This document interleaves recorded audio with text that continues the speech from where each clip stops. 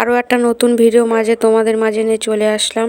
বিশাল বড় আর্থিক ক্ষতির মুখোমুখি হতে চলেছে এবার বিসিসিআই এবং আইসিসি, কারণ বাংলাদেশে ক্রিকেট বোর্ড আজ অফিসিয়াল জানিয়ে দিয়েছে যে এই বিশ্বকাপ খেলবে না বাংলাদেশ।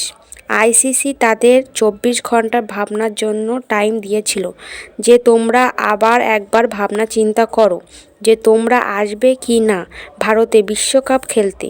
তারা আজকে বিকেলের দিকে মিটিং করেছিল, না আমরা যাব না ভারতে বিশ্বকাপ খেলতে। প্রথমত এদের এতদিন পরে মনে এসেছে যে মিটিং করতে হবে।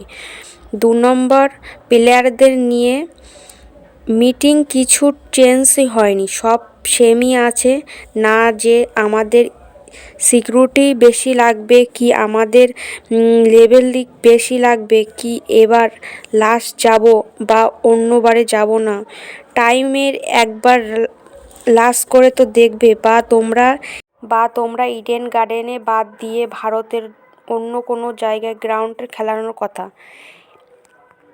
এরকম কিছু নেই, সব সময় সব সেমই আছে। তাহলে কি মিটিং করলো ভগবানই জানে। যা হোক ভালো করেছে।